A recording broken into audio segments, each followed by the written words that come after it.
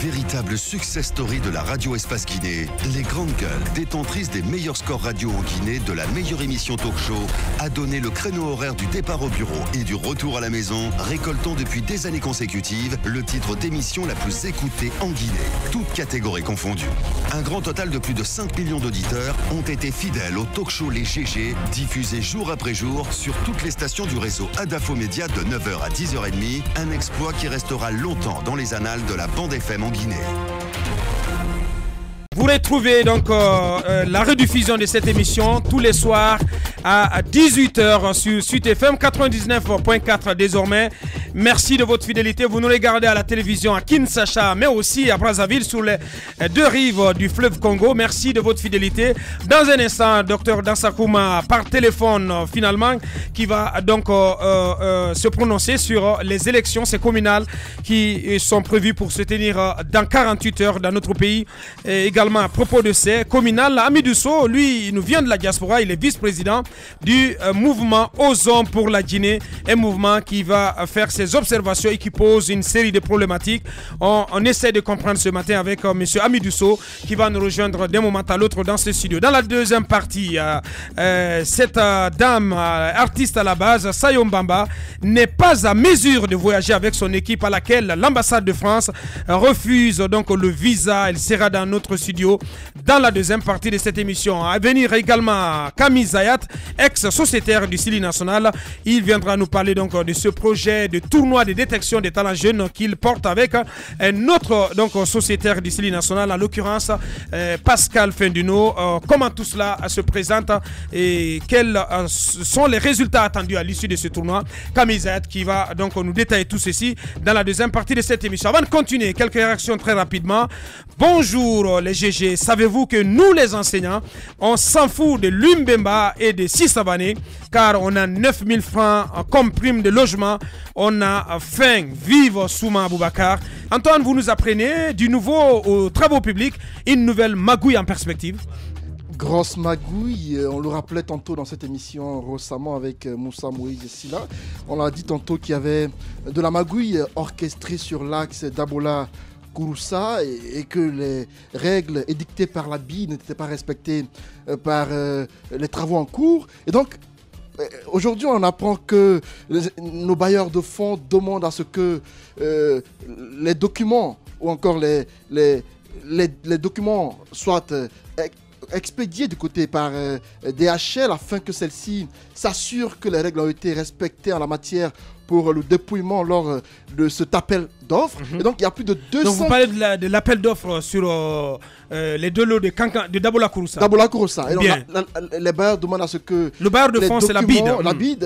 Les documents lui soient expédiés par DHL afin qu'elle s'assure que les règles en la matière ont été respectées. Et donc, on apprend que la ministre des TP a une société qu'elle a créée, Dura Maritech, qui serait en place et qui est en train de s'octroyer la plupart des marchés que crée aujourd'hui le FER. Les Grandes Gueules. Dura Maritech qui est en alliance avec SCC. SCC, qui est une société tunisienne qui avait porté plainte contre la Guinée à Dakar. Et donc, cette société-là avait été apparemment lésée dans les appels d'offres qui avaient été faits. Et donc, la ministre qui serait allée... Mais c'est qui est normal, Antoine, parce qu'il faut le préciser, d'autres sociétés aussi se sont senties lésées à l'issue de cet appel d'offres. Et justement, oui. C'est dans cette crainte que la ministre Oumou Kamara, parce qu'on a des preuves de ce qu'on dit, est allée voir la SCC afin qu'il y ait une sorte d'alliance, afin d'aller sur des marchés qui sont en cours. Et donc, il y a le groupement SCC Dura Maritech qui a été mis en place pour le tronçon Koya, Farmoria, Pamalap. Et donc,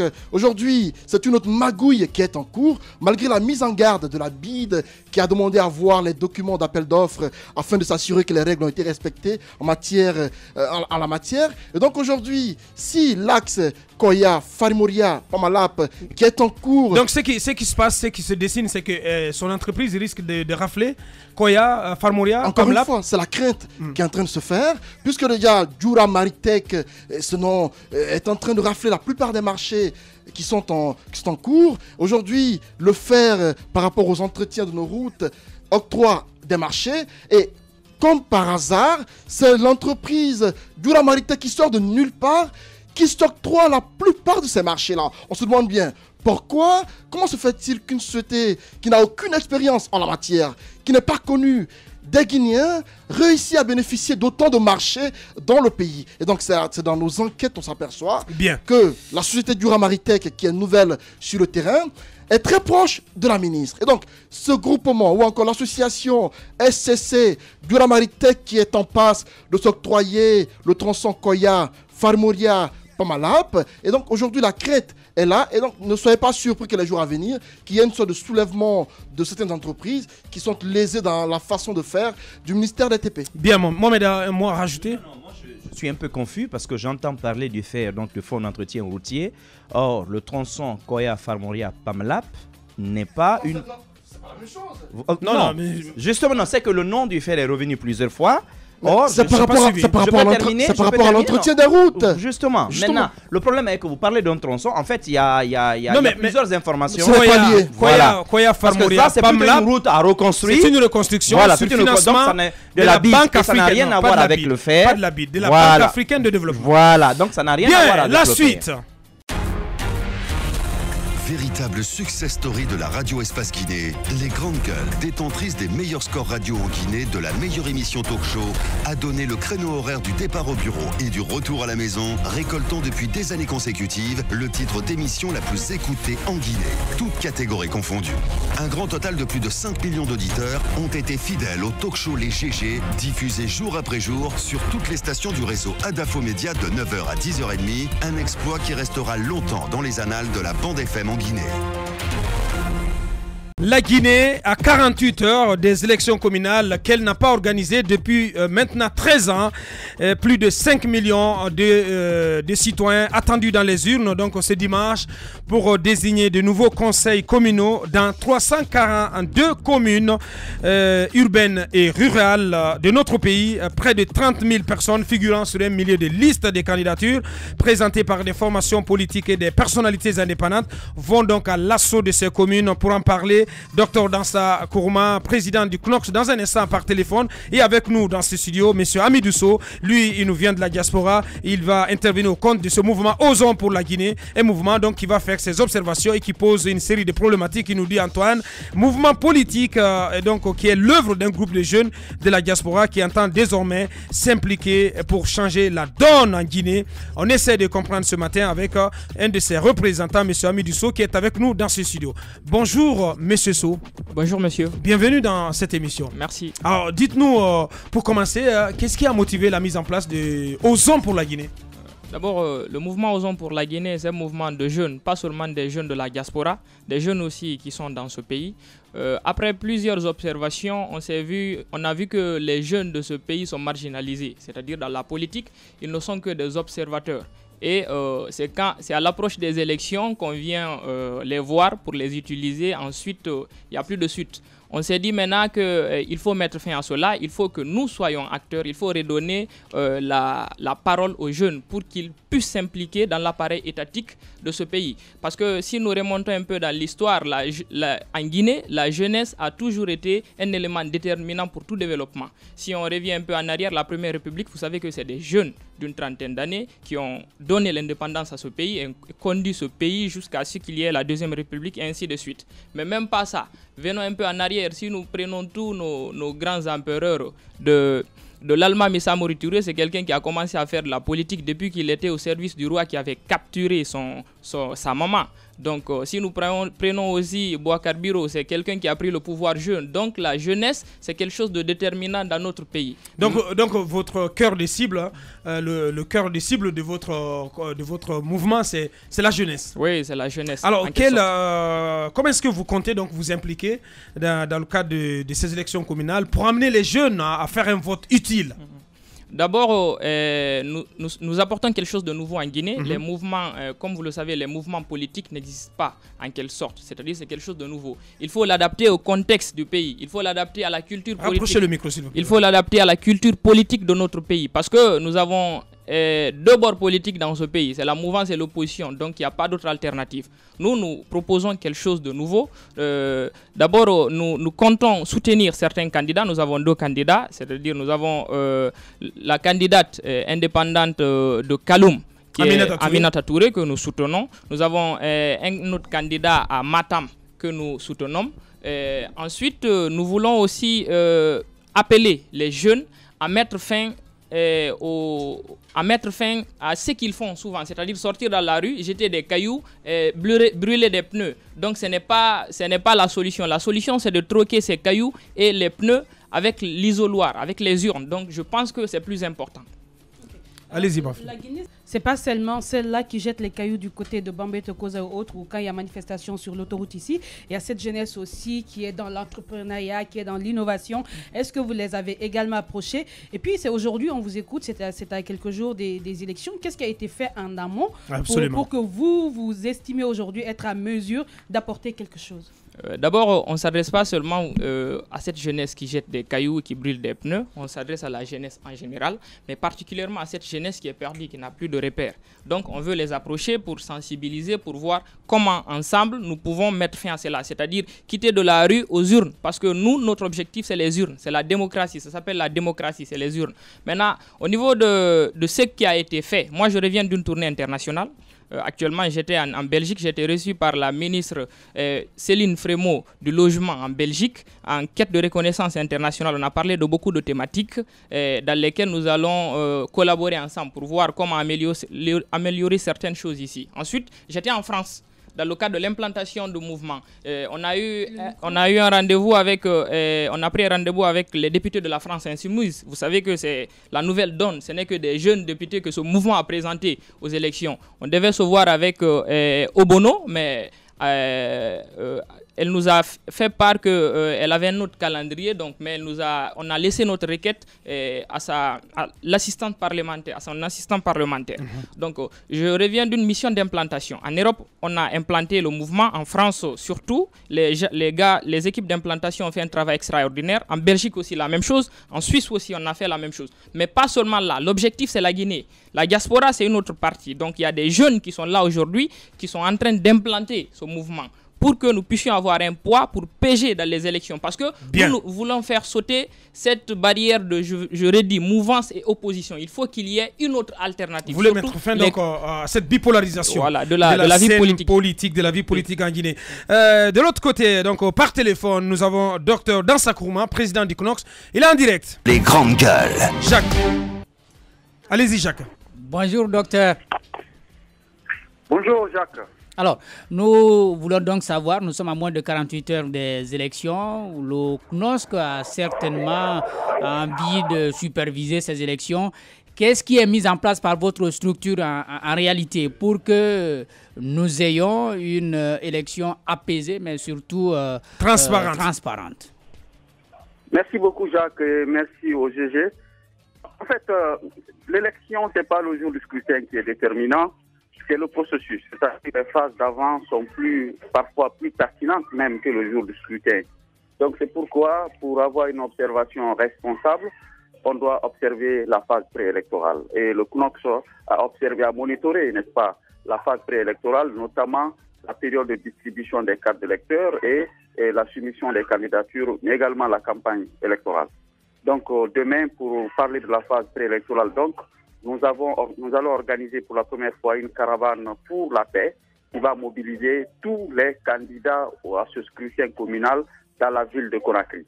Et cette caravane va débuter au pont 8 novembre jusqu'au palais du peuple où chaque candidat ou tête de liste va s'engager à travers un discours d'apaisement et accepter les résultats des élections. Alors le jour du scrutin, donc, qui est une phase aussi importante, nous allons déployer 700 observateurs sur l'étendue du territoire national avec un maximum à Conakry et dans les grandes agglomérations du pays. Ces observateurs feront de l'observation mobile. Ils vont sillonner au minimum 7 bureaux de vote pendant la journée électorale et nous allons avoir une unité de coordination. Cette discussion est en cours avec toutes les organisations qui vont déployer des observateurs parce qu'il faut éviter que la société civile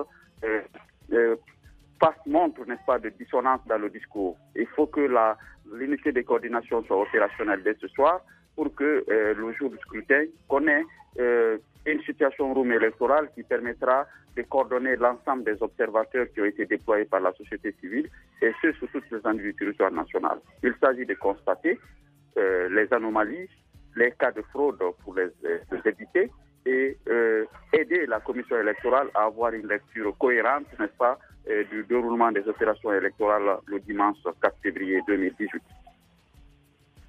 Allez-y, Antoine. Le carnaval, oui, vous allez faire en sorte que tous les candidats soient du côté du palais du peuple pour s'engager, mais il y a eu des écarts de langage lors de ces élections, des violences par endroits, mais jamais on n'a entendu la société civile se prononcer sur ces questions-là.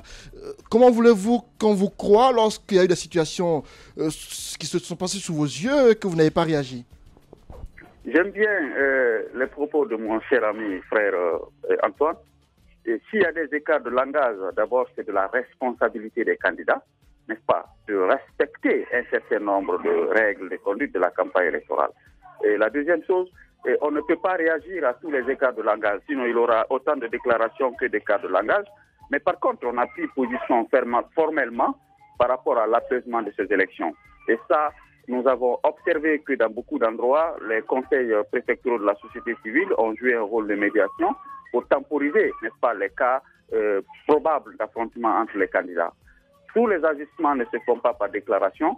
Nous avons des actions de veille locale qui peuvent nous aider à déjouer, n'est-ce pas, les situations de véritables tensions. En tout cas des choses, la mobilisation de demain, c'est pour tirer les leçons de tout ça et avoir de nouveaux engagements par les leaders, par les candidats, pour que le jour du scrutin soit apaisé et les lendemains des élections permettent aux Guinéens d'aller naturellement vaquer à leurs activités.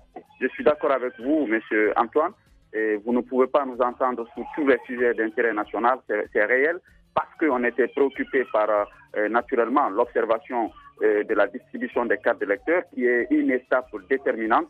Et demain, vous allez entendre, n'est-ce pas, notre déclaration là-dessus par rapport à l'état d'avancement, les difficultés qui ont été rencontrées. Mais j'ose vous dire, il y a eu des invectives, mais d'ailleurs, c'est le cas de toutes les élections, et dans tous les pays, il y a des invectives parfois verbales, mais le cas spécifique, c'est les affrontements entre partis où groupes de candidats ont été minimisés pendant cette campagne. Cette autre question, docteur Dansa Kourouma, par rapport au discours qu'on aura à entendre au Palais du Peuple, comment devront s'engager les candidats?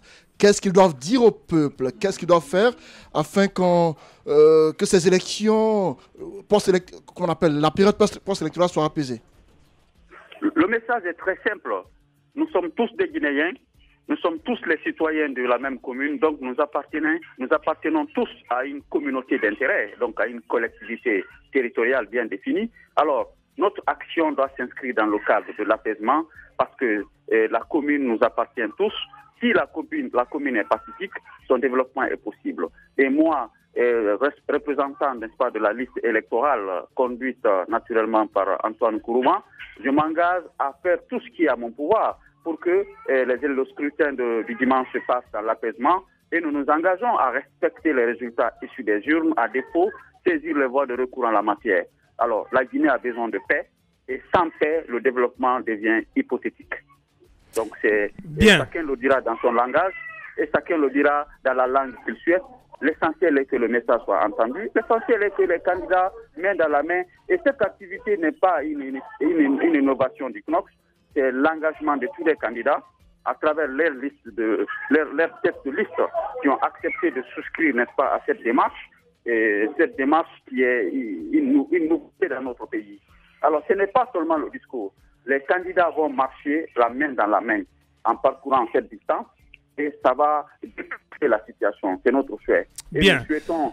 Oui. Docteur Dansa Kourouma, président du CNOS Mohamed Mara. Dernière question. Oui, mais docteur, moi je reste quand même sur ma faim parce qu'on se rappelle tous au branle-bas qui a précédé l'adoption du nouveau code électoral. Parce que tout simplement, la société civile voulait rester au cœur des élections locales. Mais aujourd'hui, où en est-on? Est-ce que la société civile a encouragé? Parce qu'on a l'impression que la société civile est totalement absente de ces élections-là. Les candidats indépendants n'ont quasiment aucun moyen pour aller à l'assaut de vote des électeurs. Et puis de l'autre côté, on ne vous entend pas. Il y a une certaine d'apathie face aux discours violents. On en a vu à Kaloum, on en a vu même venant de l'hémicycle, des discours violents et haineux. Mais on n'entend pas la société civile, docteur. Oui, j'ai déjà répondu quand la chose a été posée par, je ne sais pas si c'est Antoine ou c'est Jacques. je suis d'accord avec vous. Le discours n'était pas très audible par rapport à ces relents de discours d'invective ou de discours parfois à relents haineux ou ethniques. Je suis entièrement d'accord avec vous. Mais ce que je m'en vais vous dire, la société civile n'a pas de candidat. Et je précise une fois encore, nous n'avons pas de candidat. Nous devons rester neutres et impartials pour bien observer, surveiller le déroulement de ces élections. Mais nous avons encouragé à travers les réformes, n'est-ce pas, la candidature indépendante pour que les citoyens n'appartenant pas aux partis politiques puissent s'engager dans ce processus électoral pour éviter, n'est-ce pas, la monopolisation du débat politique, pour éviter la monopolisation du développement communautaire par des états-majors politiques parfois qui n'ont pas de projet de société. Notre combat était un combat général, c'était un combat pour les citoyens, ce n'était pas un combat pour que les acteurs de la société civile soient avantagés par rapport aux politiques. Je fais ce recadrage.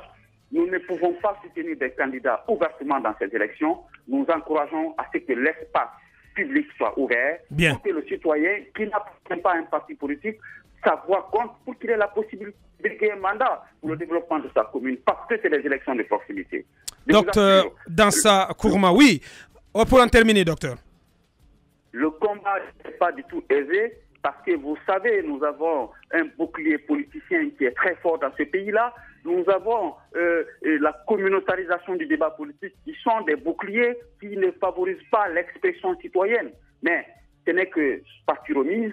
Les élections, nous n'avons pas eu de moyens pour accompagner le processus pour que les candidats indépendants s'épanouissent mieux ou pour qu'ils se trouvent dans des conditions d'équité. Mais ce n'est que partie remise. L'essentiel est que la réforme légale permet dorénavant que les candidats n'appartenant pas aux partis politiques, donc des citoyens des localités, puissent briguer des mandats pour leur collectivité. Pour moi, les élections prochaines ou les enjeux prochains, nous allons nous battre pour que, à temps, nous mobilisons des ressources, à temps, nous mobilisons des moyens humains et à travers des volontaires et des bénévoles pour accompagner. Bien, une sorte d'aveu d'impuissance ce matin, hein, docteur Dansa Kourma.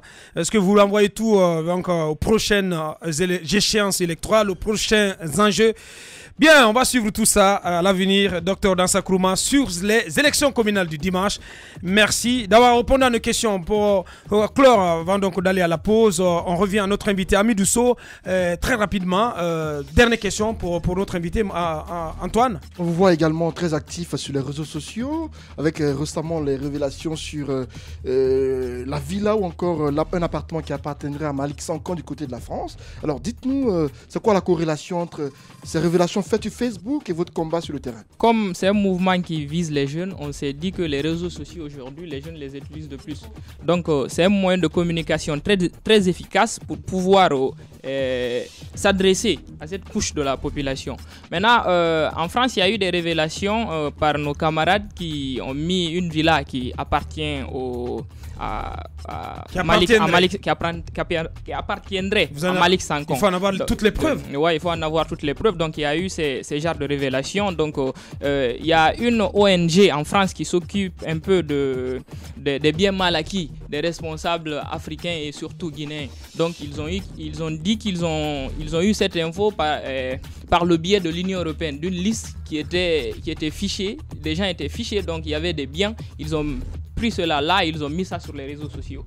Donc c'est ça. Bien, un dernier mot à l'endroit des citoyens guinéens à quelques 48 heures de ces élections. Donc nous appelons les jeunes Guinéens à nous rejoindre. Ensemble, nous allons redonner la confiance aux Guinéens dans l'action politique et dans la morale publique. Nous allons promouvoir les valeurs de notre République et mettre l'intérêt supérieur de la nation au-dessus de tout intérêt politique, ethnique et personnel. Et surtout, mettre fin à ce clivage des partis, des personnes qui incarnent les partis dans notre pays. Parce que c'est là le problème. C'est les partis qui doivent incarner des personnes. Récemment, j'ai vu que l'UFDG, pour défendre ses candidats, il a fallu associer la photo de Cellou Dalein. C'est pas ça. Dans un parti politique, il doit y avoir des gens qui ont leur propre style, leur propre identité, doivent s'émanciper personnellement. Hamidou Sow, ensemble, osons pour la Guinée. Bien, ensemble, osons pour la Guinée.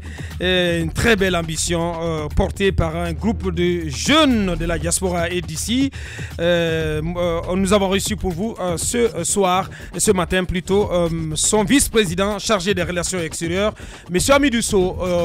On a également entendu Dr Dansa Kourma autour de ces élections, la société civile mobilisée également à travers la case de veille de la COFIG, case de veille qui a été lancée hier, qui est une initiative donc qui est reconduite par la société civile dirigée par Dr Makale Traoré. On se fait une pause de près de 10 minutes et derrière on revient à venir du football et de la culture.